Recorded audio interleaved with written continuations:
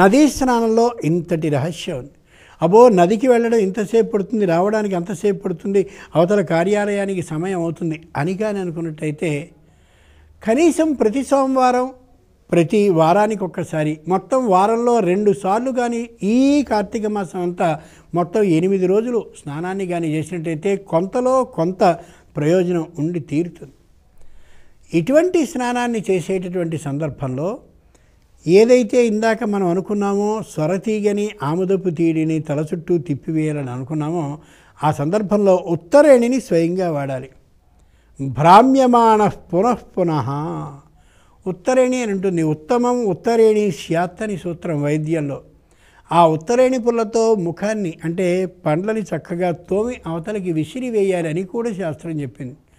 ఉత్తరేణి పుల్ల ఒక విధమైనటువంటి ఔషధి ద్రవంతో నిండి ఉంటుంది. దాన్ని నోటిలో పెట్టి నములుతూ ఉంటేనే ఓ చిత్రమైనటువంటి రుచి కనిపిస్తూ ఉంటుంది. పండ్లలో ప్రత్యేకమైనటువంటి వ్యాధులు ఎదిగేటటువంటి కాలం కూడా ఈ చలికాలమే అని తెలియచేసే వైద్యశాస్త్రం ఉత్తరేణితో ముఖాన్ని కనీసం మొత్తం ఈ నెల రోజుల్లో 4 మార్లైనా సరే ఆ పొలతో ధావనాన్ని చేయాలి అని నియమాన్ని ఏర్పాటు చేసింది. ఇది ఒకటి. ఇక స్నానాన్ని చేసి సంపూర్ణంగా స్నానాన్ని చేసిన తర్వాత వెంటనే తుడుచుకుని యువతలకి వచ్చి చలితో ఉన్నటువంటి శరీరం ఈ ప్రకృతిలో ఉండేటటువంటి చలితో తట్టుకోగలదా లేదా ఎవరికి వారు పరిశీలించుకోగలగాలి. కొంతమందికి అకస్మాత్తుగా జ్వరం వచ్చినట్టు, కొంతమందికి తట్టుకోగలిగిన చలితో ఉన్నట్టు, కొందరు అసలు చలికి తట్టుకోలేనట్టు కనిపించినట్టయితే ఆ విధానాన్ని బట్టి తమలో అనారోగ్యం ప్రవేశించిందా, ప్రవేశించబోతోందా, లేక అసలు ప్రవేశించే అవకాశమే లేకుండా తాను సంపూర్ణ ఆరోగ్యవంతునిగా ఉన్నాడా అనే యథార్థాన్ని తెలుసుకోగలం. అయ్యప్ప స్వాములందరూ కూడా తెల్లవారుజామున అంత అద్భుతంగా స్నానాన్ని చేయగలుగుతున్నారు అంటే దానికి కారణం శరీరం సంపూర్ణ ఆరోగ్యవంతంగా ఉన్నట్టే. కొన్నాళ్ళు స్నానం చేసిన తర్వాత గొంతు వెంటనే పోతుంది, మాట రాదు, కేవలం గాలే వస్తుంది. కానీ అలాగే స్నానం చేస్తూ ఉన్నట్టయితే శరీరం దానికి అలవాటు పడి చక్కనైనటువంటి కంఠస్వరం వచ్చే అవకాశం కూడా బాగా ఉంటుంది. ఇక ఈ విధంగా కూపస్నానం అంటే నూతి స్నానం, నూతి కంటే చెరువు స్నానం, చెరువు కంటే నదీ స్నానం గొప్పదైతే నదీ స్నానం కంటే గొప్పది సముద్ర స్నానం. కార్తీక మాసంలో పూర్ణిమ వచ్చిన రోజున ఖచ్చితంగా ఈ శరీరాన్ని సముద్రంలో పడవేసి 48 నిమిషాలు స్నానాన్ని చేసి తీరాలి యథార్థంగా ఆరోగ్యవంతంగా ఉండాలి అంటే. శరీరంలో కొన్ని కోట్ల రోమరంధ్రాలు ఉంటాయి. అంటే ప్రతి వెంట్రుక కింద చిన్ననైనటువంటి సూక్ష్మ రంధ్రాలు ఉంటాయి.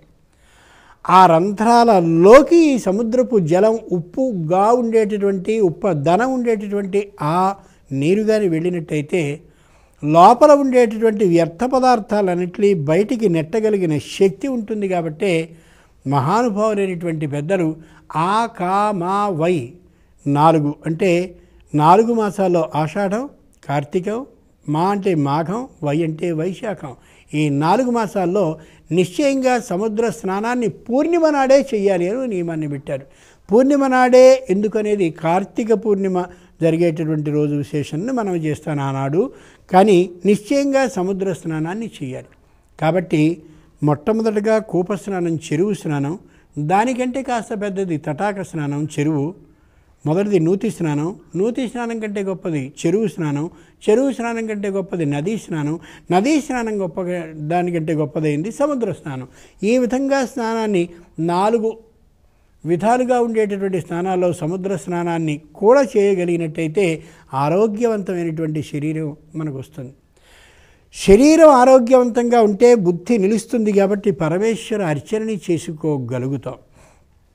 ఇక స్నానాన్ని చేసే సందర్భంలో వృద్ధులు, బాగా వృద్ధాప్యం వచ్చినటువంటి వాళ్ళు అంటే అతివృద్ధులు, మరి శారీరకమైనటువంటి అనారోగ్యం లేకుండా ఏదైనా శరీరానికి గాయాలు కలిగి స్నానాన్ని చేయడం నిషేధింపబడ్డటువంటి వాళ్ళు ఎవరో కొంతమంది వైద్యుల కారణంగా స్నానాన్ని నువ్వు చేయడానికి వీల్లేదు అని అన్నటువంటి వాళ్ళు ఎవరైనా ఉంటే మరి వాళ్ళు ఈ 30 రోజుల పాటు స్నానాన్ని చేయకపోయినట్టయితే కార్తీక మాస స్నాన ఫలితం వాళ్ళకి రాదు కదా, ఎలా వాళ్ళ పరిస్థితి అని ఒక్కసారి మనకు ఆలోచన వస్తుంది.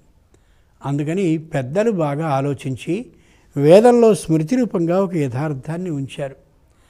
అసలు నిజంగా ఒక్కసారి ఋషుల్ని పరిశీలించి చూస్తే వాళ్ళకి మన యోగక్షేమాలే ఉచ్ఛ్వాస నిశ్వాసలుగా కనిపిస్తాయి.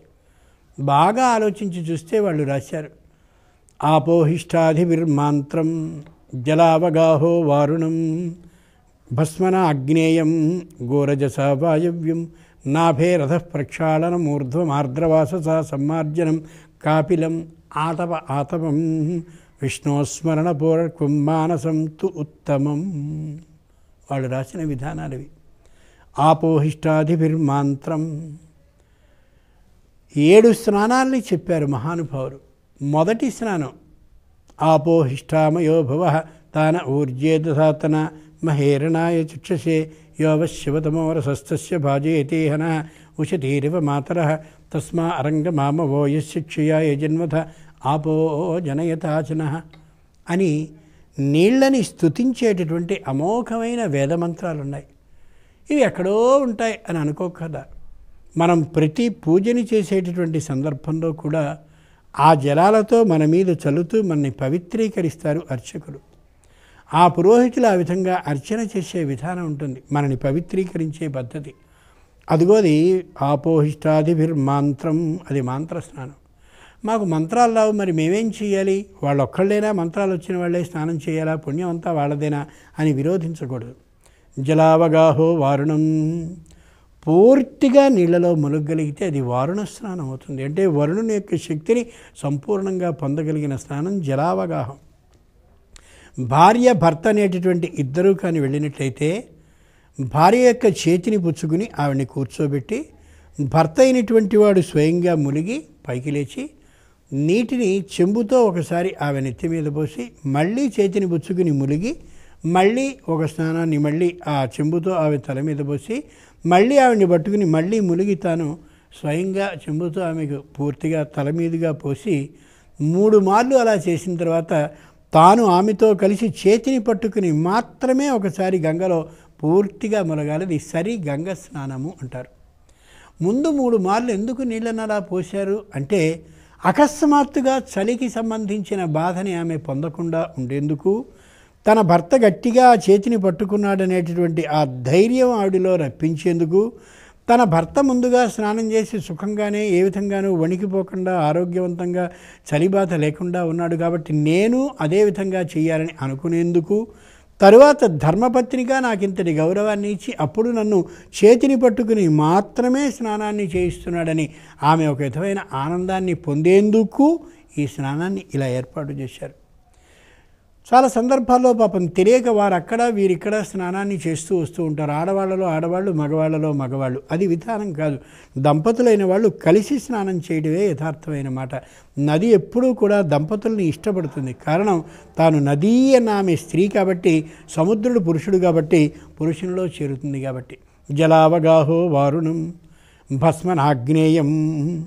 స్నానాన్ని చేస్తే చెప్పలేనటువంటి వ్యాధి వచ్చేటటువంటి స్థితిలో ఎవరైనా ఉంటే భస్మన అగ్నేయం, ఆ విభూతిని తల మీద ధరించినట్లయితే అది ఆగ్నేయ స్నానం అవుతుంది. గోరజసావాయవ్యం, ఆవు నడిచినటువంటి ధూళి ఎక్కడైనా ఉంటే ఆ ధూళిని తల మీద వేసుకున్నట్టయితే అది వాయవ్య స్నానం అవుతుంది.